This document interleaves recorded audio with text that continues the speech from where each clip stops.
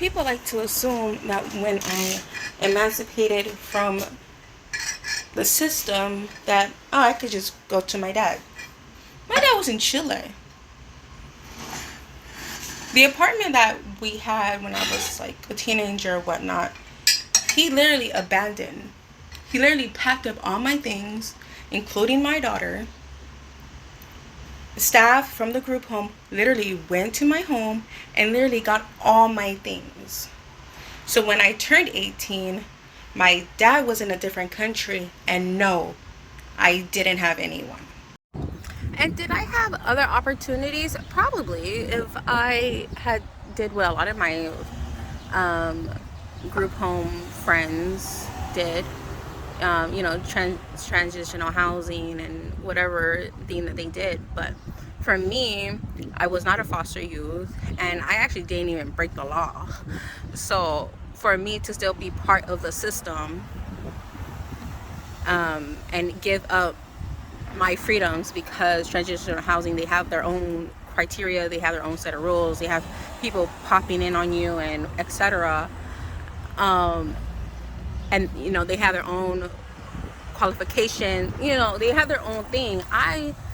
After doing 2 years in a fucking group home when I was not a foster kid and I didn't even break a law, I was just like, that's dumb. Like, leave me the fuck alone and let me do shit my way. And my way was actually working out, but I was so stupid to believe that I had friends. Like, I helped out a couple of girls and even guys, to stay in my place, which I should have just kept to myself. And that is why now I'm so like, I'm my goal is to live alone. Like aside from my kid or my kids, I don't care to cohabitat with someone else. I don't care for that, because I've had all these terrible experiences. And I didn't just have like one or two bad experiences with one or two people. Like, it was like a cluster of people, and it's just like, oh, and maybe it is me. Maybe I'm just not someone who can live with someone else, and that is fine. Let me be by myself, um but yeah, I was homeless. I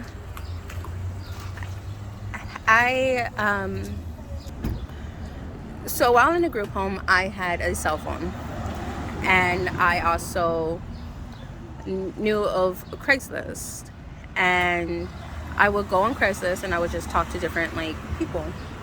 And I came across this one guy who I never met to this day, and I was telling him my situation, and he felt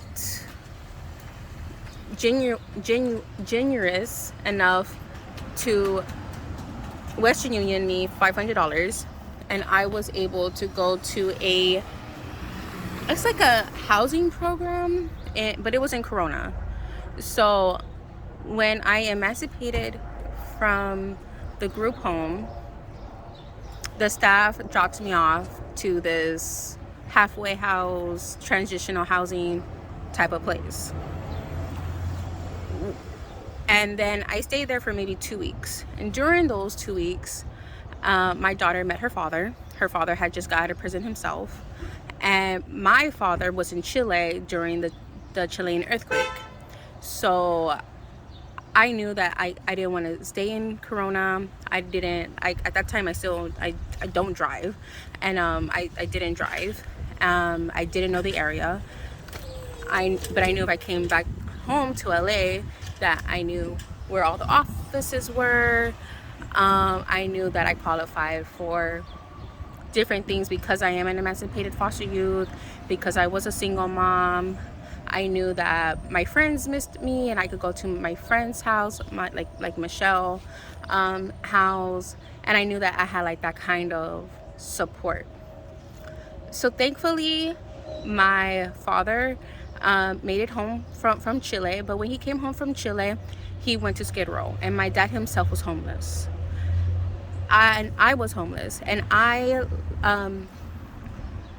left from that housing place After like 2 weeks, and they gave me the remainder of my money back, I went through my wallet and I was able to find an independent taxi card. I called them. They picked me up in Corona, dropped me off to a motel in downtown LA, and I paid for my first 2 nights there. I don't remember the exact night. And the guy, the taxi driver, was so nice to me and my daughter that he didn't even charge me for the ride. And the next day in the morning, it must have been like a Saturday or a Sunday, because either the next day or the day after, he came to my motel, knocked on the door at like 9 a.m. to take me to a bank where so I can cash a check that the housing that I was in had paraded me, because they didn't give me back cash, they gave me back a check. And good thing I had an ID at that time, and I had mine and my daughter's birth certificate, so I had my important documents already, so that wasn't a hassle. But I didn't know, like, it was like a private bank. It wasn't like a Bank of America or something that's just like on the corners. Like, I didn't know where it was and whatever. And so he was very helpful. He took me there, helped me cash a check. Once again, didn't charge me to drive me around. He wished me and my baby good luck. The guy that gave me $500, I never saw him. We text for like maybe a few months, a year afterwards, just like kind of updating him about my living situation. But like I said, I never fucking met him, and the taxi guy was just like really nice. I really needed that help. So then my friends took me to the welfare office. Carolyn took me to the welfare office, and that's how I got set up with they paid 2 weeks of the motel that I was in, and I already had a motel receipt, so we were able to stay there for the 2 weeks. Then I was able to find an apartment. It didn't have a kitchen, over on Garland. It's still, the apartment building is still there. My original rent was $550. I had got food stamps for about $300 at that time, and I've never ate that much until now, because inflation, honestly. So I would use my $550 cash aid for my rent, and I would sell my food stamps to cover my rent. And utilities were paid, and then I had food stamps. And how my daughter and I survived were we would go to the library and do it that way. And of course, being 18 years old with a young kid, a lot of people are like really wanting to help. So there was a lot of mom and pop stores that are still around in the neighborhood, and they will give me credit for like clothes, diapers, sippy cups, and I really had like my neighborhood support. I also had support from my friend Michelle. I stayed with her for a couple of days until I moved into my apartment, and we're still very good friends to this day. So you might ask, oh, well, how come your dad didn't live with you? Why the fuck would he live with me? Like, he wanted to get his own housing his own way. My dad spent about 10 months to a year in a shelter in Skid Row. So while my dad was in Skid Row and I had my apartment without the kitchen, this was maybe between April and August of 2010. By August, all the friends that I had were like causing problems with my neighbors and whatnot. And one time I was shut off rent, which is like really crazy to me, because it's like, as a friend, it's like, dude, seriously, you can't like help in some sort of way. And I'm not saying like pay my rent, but I was only short like $50, so it's not like I was just short off rent. But that was enough, because my friends were causing problems with my neighbors. Got pay a quit notice, got eviction notice, got help with legal aid, went to court, had a date to be moved out before that time, thanks to one of my really good friends, who took the time to come from Long Beach to actually help me, I rounded up renting a room out of a house, which was a few blocks over on Columbia. Rent was about $100 cheaper or so, but this is a room out of a house. So we shared the same mailbox. There was a lot of issues, and I ended up going to jail for assault with a deadly weapon for tasing the landlord's sister-in-law, who, after being tased, ran up the stairs and called the police on me. In the system, it said I was going to do like 80 days or something, but you only do like 10% of your time. I ended up doing about, it wasn't even 18 days. When I came out of that, I went to my home and learned that the sheriff's department actually foreclosed, like there was a whole foreclosure, and the sheriff department had locked everyone out. No one lived there. While I was in jail, I had a friend, and she wrote me and she told me that she was walking past one day and she saw people, them like just throwing stuff, and she grabbed everything that she could carry, which was like photo albums and a very important folder, which I'm so glad that she saw and she just reacted. And so literally homeless. Then I rented a room from a friend. One day I came home. She never gave me keys to the house. She wanted me there at a certain time, and sometimes she would go out clubbing. And I went to school and I had night classes. And one day I was literally sitting outside like a fucking puppy. I climbed through the window to go into my room. She got so freaking upset, and there's a lot of little shit that was happening. And one day I came home and all my things were outside. So from there, I went to Pasadena with this older guy who is, if he's still alive, that is crazy. He must be like in his hundreds, like late 90s if he's still alive. But he was a hoarder, and he had like back problems, and he was a hoarder. He was so fucking cool though, and he let me stay in his living room. I stayed there for a few months until I got with Edward, and then it's the whole about Edward situation.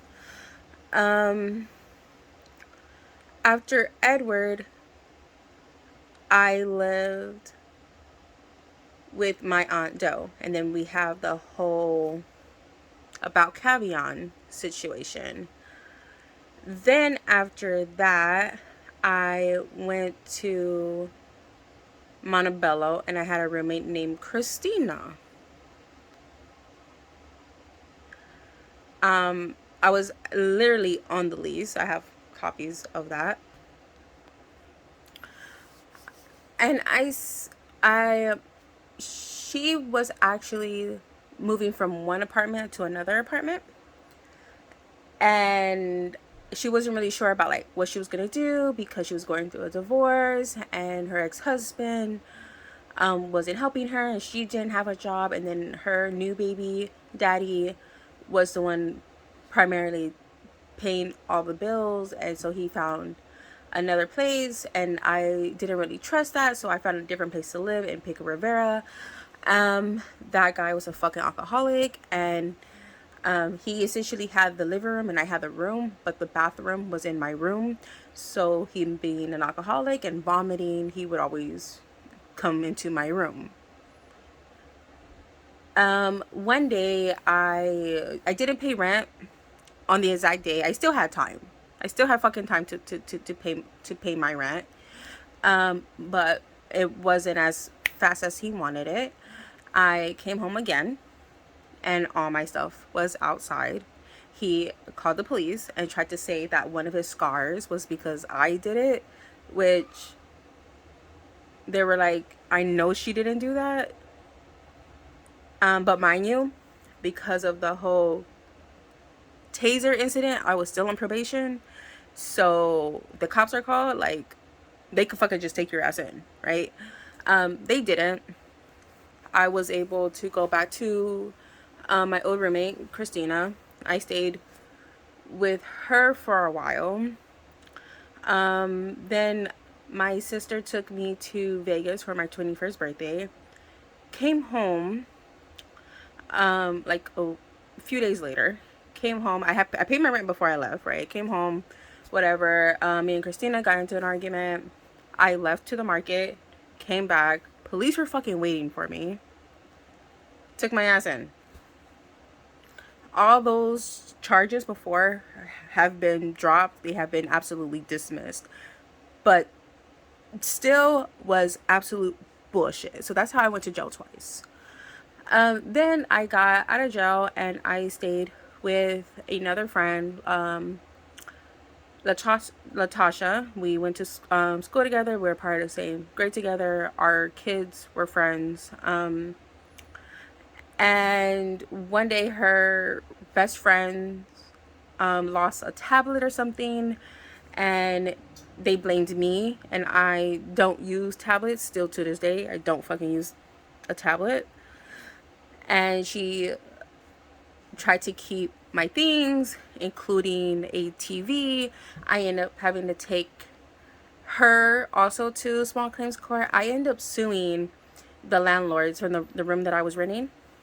I sued not her, but the actual owner, and I won that, and he paid me about $300 a month for about a year or so because I had no notice. Like, I was still paying rent normally, and I wasn't in jail for months. Like, it was just like, what the fuck, you know? So he did end up paying. I lost a lot of shit. I lost a laptop, a refrigerator, a bed, a lot of clothes, my whole Berenstain Bears book collection, my Disney collection, all my books. My mom used to write a little paragraph in them. All that gone. My mom's ashes gone. TV, dresser, gone. Like, everything was fucking gone. You know, the only thing I had, thanks to my friend, was photo album and a very important folder. So, during that time, my dad is still living and working in Skid Row. So, finally, my dad got the apartment and he was like, move in with me. And I was like, you bet. You know, and it wasn't really like that simple because I was just like, how is this gonna, like, I was like, how is this gonna work? He was like, you have your keys, you come and go as you want. I don't want anyone in my house, you know, don't have any visitors. You want to leave? Please go. My granddaughter stays here, you know, with me. Like, you know, but wherever the fuck you want to go, you have your keys, be my guest, you know. And I was like, all right, cool. He's like, I'm tired of your phone being off. I'm tired. I don't know where you are. I don't know what's going on. You've been to jail twice. You're going from this house. You're living with this person. And all his reasonings was fucking valid. And I was just like, okay.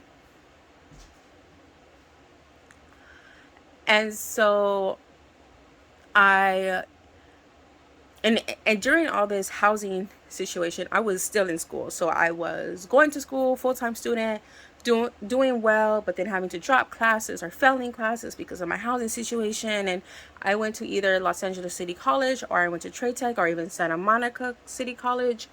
And you know, still didn't fucking drive during any of this fucking time. So, you know, it has always been like a, oh my god, you know. So living with my dad was finally like, okay, we need each other, right? And we fucking need each other. So then I lived with him. I got a certificate in human services, a generalist. I also got an associate's degree, and I also got enough credits to transfer to a Cal State University. Before I was able to transfer, my dad had a heart attack, and that's how I got into caregiving. and I have been an IHSS provider ever since then. Still am to this day. Um, and so my dad started having his health issues, and so I was like, I'm not leaving my dad. You know, I, I'm not leaving my dad. And then the building that we lived in, people have lived here 30, 40 fucking years. So it was like, when is there going to be a vacancy? So, because trust and believe, my dad and I had fights a lot, like almost fucking weekly, bi-weekly. It was a lot. It was a lot of stress. It was a lot of resentment. It was a lot of, I'm just doing my fucking best. He don't fucking see. It's a lot of arguments that I would like confide into my ex-best friend Tanisha, or Sincere, or my big sister, or honestly whoever the fuck would fucking listen, because my dad would drive me fucking insane. And I regret sharing a lot of that shit, because that shit got tossed in my face, of course, because that's how fake bitches are. So finally, this unit that I have, that I've been in for a year now, became vacant. The manager brought it to my attention. I was like, yes. And he was like, well, the deposit is this much. And I was just like, great, here you go. Yeah. So I moved in May of last year, 2022. My father passed away October 2022. So